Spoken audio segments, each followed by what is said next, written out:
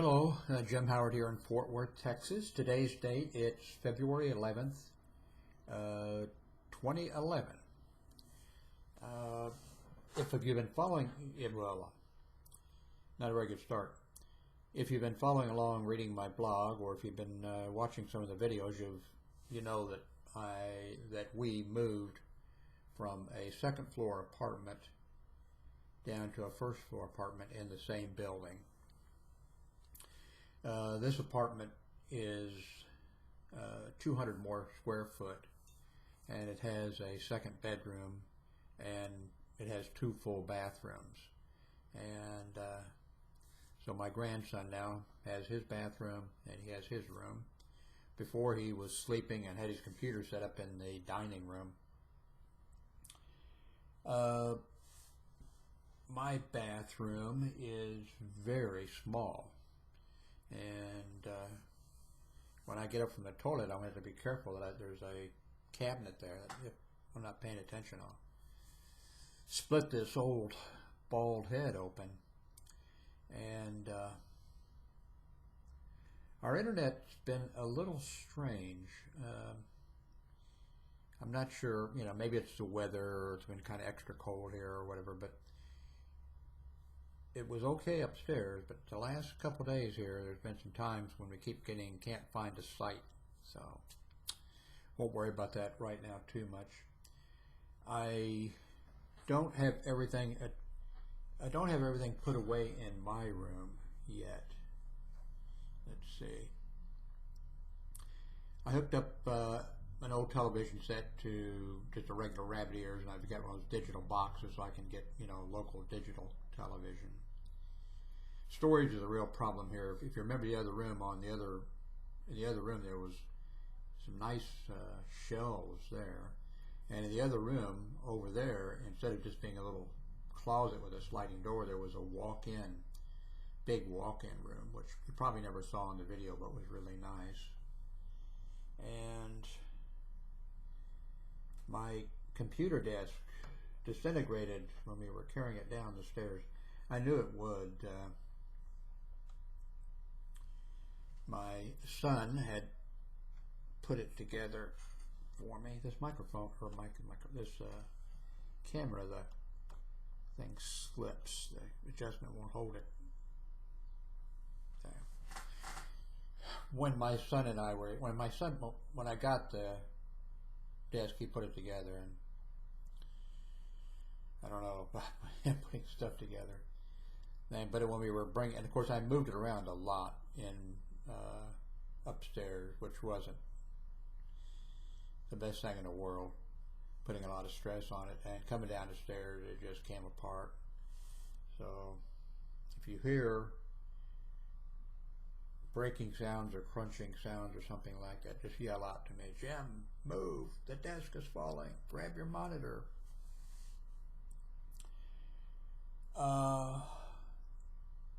Upstairs, my bedroom was, if the furnace was going, it was hot. I'd have to shut the vent off in my, and down here, it's cold. I can feel cold air coming in from these windows. It's really cold. So I'm hoping that the electric bill, this is an all-electric apartment, so electricity is the thing, and hoping the utility bill isn't too much higher. I hope the electric bill isn't too much higher. What else has been going on? I guess, let's see, let me look at my blog. Let me look at Show Me blog first. I watched a little bit of the CPAC, or the conservative convention that they hold each year, that they just loved it all. It's not so much a Republican convention. It's Republican, but it's conservatives, and they just love it. And some of it's kind of fun to watch because they have some really crazy people, and they say some really crazy things. I was going to watch Ron Paul, and because there was a TV or something that Ron Paul was speaking, and I tuned in, and I think he was coming up, but they we're starting off. They're giving an award to what's his name? To Rumsfeld, Donald Rumsfeld, Secretary of Defense a couple times, and whatever. They announced they were giving him this award, and the audience booed. They were booing him and yelling out "Ron Paul, Ron Paul, Ron Paul," and they kept booing. Then they had. I thought they were going. I thought maybe that they would. I mean, they were being really rude, and maybe not the proper. And then they said, "Okay, we're going to have a special presenter for him." And I thought, wow, they're smart. They went over and found Ron Paul and said, "Hey, Ron, come up, because, But they brought in Cheny, former Vice President Cheny, and the audience still booed Rumsfeld, and were yelling out Ron Paul. So that was interesting. And then I had to do some stuff around here. Well, I think that's when I was finishing up the move yesterday from the apartment. Had to get the last stuff out there and clean it. So I missed Ron Paul's speech. But I saw a video of the Young Turks put on their site, and they said that, and I watched it, and I got it on my site here, that Donald Trump made a little speech, and the crowd was yelling out when he was speaking, "Ron Paul, Ron Paul," and he said, Ron Paul's a nice guy, but he has zero chance of ever being elected, president. And the crowd booed him and yelled, and Ron Paul, Ron Paul. And it's really interesting. One of the big things of the conservative CPAC convention that they have is a straw vote. They ask the people that are attending, who do you want to be president of the United States or whatever, and 31% of them said Ron Paul, 22% Mitt Romney, 6 or 7% Sarah Palin, and then somebody, I don't know who, Tim Paul Plenty, I don't know who he is, got 6%. I like Ron Paul. I think he's an honest person.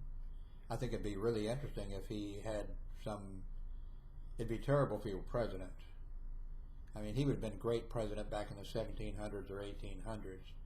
But, I mean, it'd be like you electing a Quaker or something as president of the United States, and him saying, well, I can't use the telephone, the hotline. I can't ride in the presidential limo. I can't ride in the presidential helicopter. I can't ride in Air Force One. And with Ron Paul, it would be that way. Ron Paul would say income tax is illegal, so we're not collecting income tax, and he'd say, I mean, it just wouldn't work. I'd like to see someplace somehow where you could use, I mean, if I'm a liberal Democrat or whatever, if I were elected president of the United States or whatever, I'd try to find some place for somebody like Ron Paul, and maybe just an office, and to, go in there and say, hey, what do you think, and get his opinion. But he's not going to be elected president. I hope they run him. Oh, great! I hope they run him, and of course he would have nothing to do with Sarah Palin. But God, I hope they run him and run Sarah Palin as vice president or something.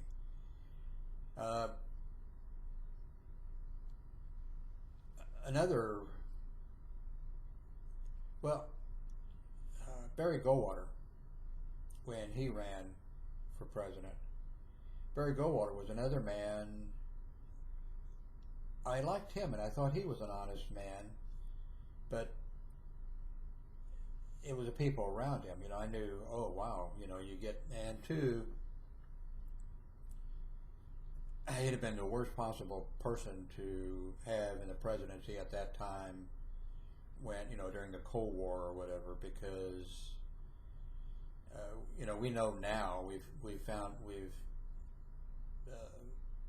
that there were military people and people in the United States government that were saying, let's just take out the Russians or the communists. Let me use SAC bombers and we'll just finish these bastards off or whatever. Thank God. Thank God we have civilian control of the military, and thank God and I don't know if he'd have been in there, something would have come up. I don't, so. But I think he was Barry Goldwater was a good and decent man. But I see a parallel with Ron Paul. I watched the Republican convention when Barry Goldwater was nominated, and he gave his acceptance speech, and I was watching it, and then when he made that statement, what was it?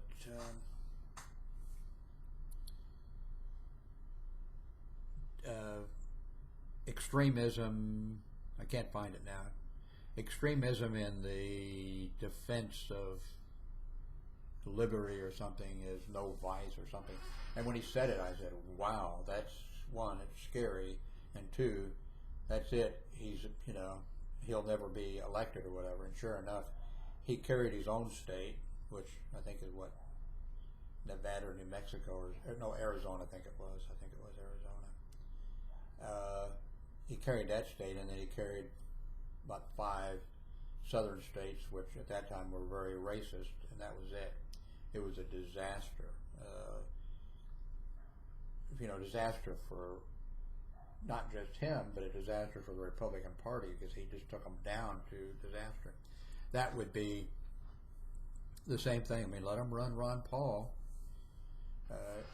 He will, he'll lose big time. I think for him, I think a lot of people it would be a great debate. The debates would be great, and he'd put a lot of good ideas, and he'd change the whole level, of the thing. But he wouldn't win. I think with Barry Goldwater, people were really afraid. Oh my God, what'll happen?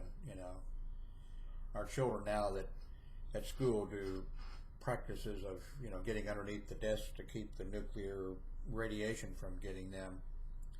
I think they thought they might really be getting under the desk, for real. And I think with Ron Paul, they wouldn't be thinking that, but they'd be thinking, oh, this isn't, this is. I think with Ron Paul, they'd be thinking, man, I wish I could vote for him, but what else? Oops, the time is covered up here. How much? Okay, I can deal with that.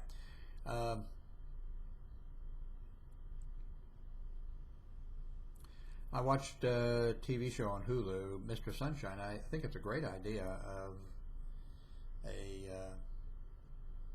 auditorium or whatever that puts on, and it'd be a lot of material. Good material. I liked it. The weather's warming up here.